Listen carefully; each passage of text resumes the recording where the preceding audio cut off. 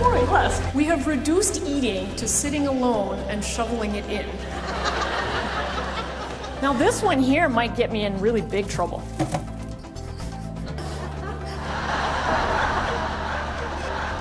They're happy because they're eating lard. And he's got that big smile, look at him there, he's got the big glass of Malbec wine, and Mike is in like meat heaven.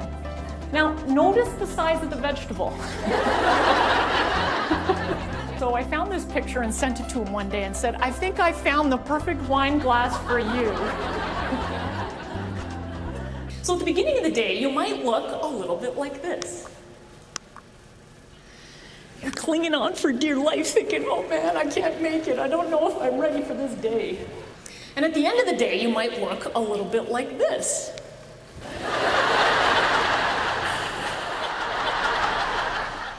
And so here's what I think eating has to become, is it needs to become a non-negotiable.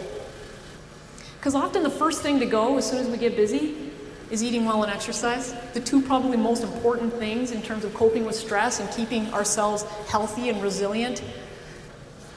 I do some writing for CBC National News Online. I write a monthly column.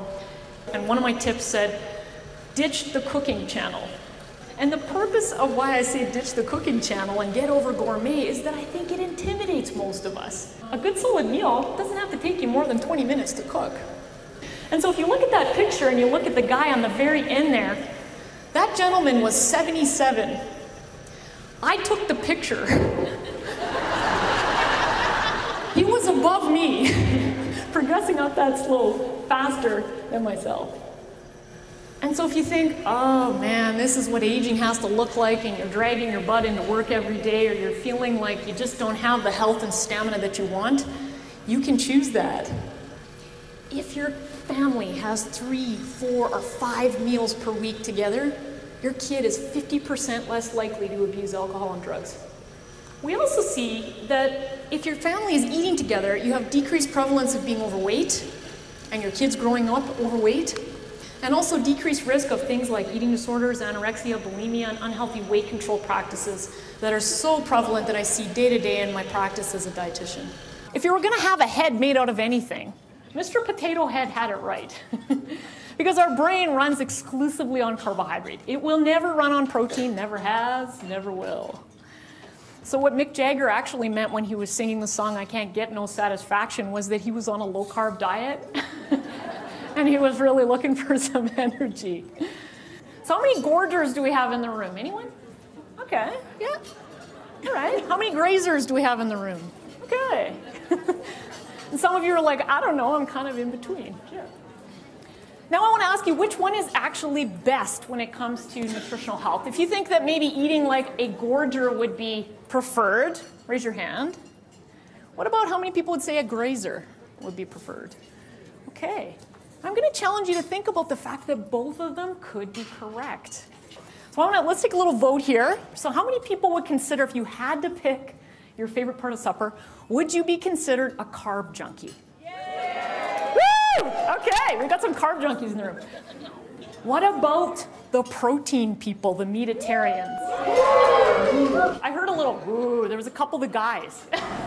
Sure. What about C? Any veggie heads in the crowd?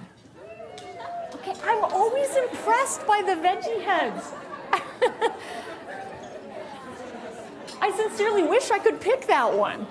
And what about D? I'm in good company with fellow chocoholics tonight.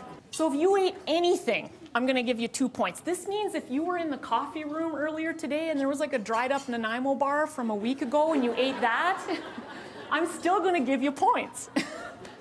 Because you kick-started the metabolism. Doesn't matter what it is. I also had a gentleman that saw me for some nutrition counseling to lose some weight. He was a 6-foot-tall guy with a big beer belly. And we were talking about his cereal bowl. And he said, no, I eat a cup of cereal. So I said, well, go home and just measure it out and see. And so I get this email. And the email says, that 1 cup is not very big.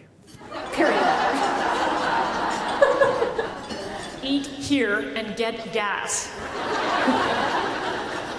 I saw this sign and thought that was one of the funniest things I had come across in a while. So that message of health without guilt or complexity really is something that is the only way I know how to teach people when it comes to nutrition. So often people try to change the one thing that they love the most.